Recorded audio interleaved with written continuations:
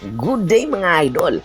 Itong si Troy Baxter Jr. ng San Miguel Beermen, isa sa mga inaabangan na import ng Philippine or Commissioner's Cup. Kanya lang nagkaroon ito ng problema pag-amin nga mismo ng head coach ng San Miguel Beermen na si George Gallet. Itong si Troy Baxter Jr. sana ang kanilang ipaaparada sa kanilang debut game kontra sa Phoenix Fuel Masters. Kanya lang ay nagkaroon ito ng problema at isa sa mga problema ay sa kakulangan neto ng papeles kaya hindi ito makakapaglaro agad-agad. Pag-amin mismo ni George Gallet, ito sana ang kanilang magiging import pero tinitingnan na nila ang posibilidad na magpalit ng import at hindi na nila nga kaya pang hantayin itong si Troy Baxter Jr. Kaya nga daw itong si Quincy Miller muna ang kanilang i-activate bilang import.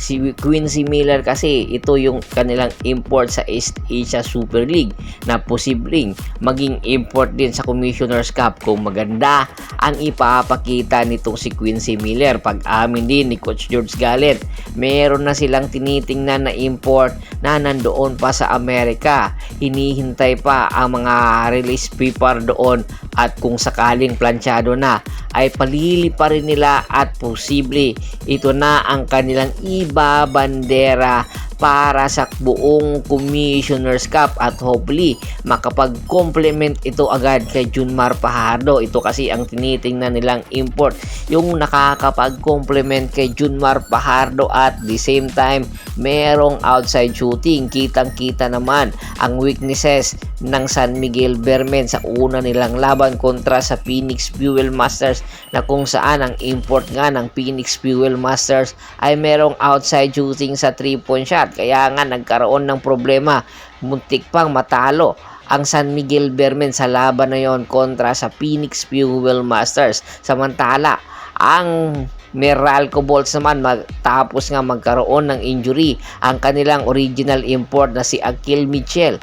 Agad-agad inactivate din nila ang kanilang East Asia Super League import si DJ Kennedy. Si DJ Kennedy, isang 6'6 na high-flying big man na makakatulong para sa kampanya ng Meralco Bolts matapos nga na hindi muna makakapaglaro itong si Akil Mitchell para sa Meralco dahil nga nagkaroon ng injury noong huling laban nila kontra sa Rain or Shine Elasto Painters. Sa katunayan, itong si DJ Kennedy ay matagal nang naninirahan or nakakapaglaro dito sa Pilipinas dahil nga import ito ng Meralco Ball sa East Asia at alam niya na rin ang sistema na ipinapatakbo ni Ninad Busevich. Kaya naman inaasahan dahil nga matagal na itong si DJ Kennedy sa Meralco ay malaki agad ang magiging impact nito habang nagbaback up lang ito kay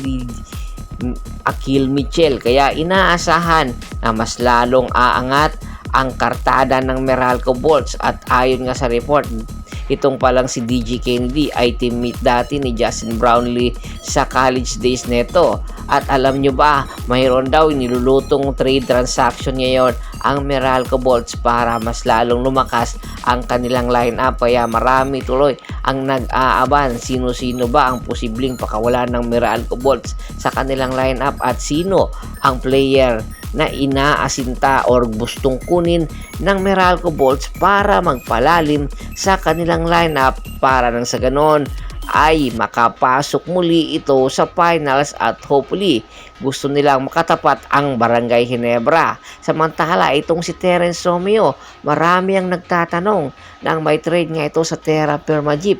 Kailan ba ito maglalaro? 3 sunod na agad na pagkatalo ng Terra Firma Jeep.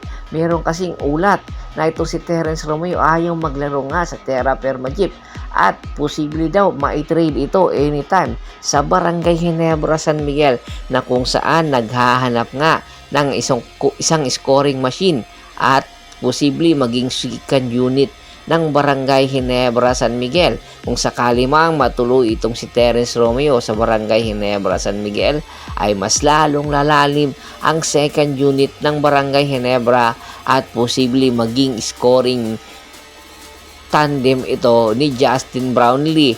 Pwede nilang kunin ito para nang nasa ganon si Justin Brownlee makapagpahinga kahit 4 na minuto lang para posibleng mapalayo pa ang kampanya ng Barangay Ginebra San Miguel sa Commissioner's Cup, kasi nga itong si Justin Brownlee pagdating sa crunch time ay kinakapos na ng hangin at pagdating sa playoffs ay hindi na maganda ang nagiging timpla, dahilan para hindi nga makapasok sa or makakuha ng kampeonato ang Barangay Ginebra San Miguel sa nakaraan Governor's Cup. Ano sa tingin nyo? Dapat bang ituloy na itong si Terence Romeo sa Barangay Ginebra? Napakatagal na pong hinihintay ito ng mga fans ng Barangay Ginebra. Komento na sa baba ng video at pag-usapan natin. Once again, this is Percival Monteron at your service. Don't forget to subscribe my sports channel at don't forget to click the notification bell button para maging updated palagi sa kwentuhan. At bago pa man natin tapusin ang ating kwentuhan, shout out muna tayo sa ating mga solid na followers na laging sumusuporta sa atin. Kay Kagawad Kat sa Kinudukusin ng Hagonoy, Bulacan, Adrian Dulay at sa Dulay Family, Ronald Barsubidad, Ricky Lanza ng Ricky Rider TV ng Tansa Cavite. Marami pong salamat sa walang sawang niyong pagsuporta.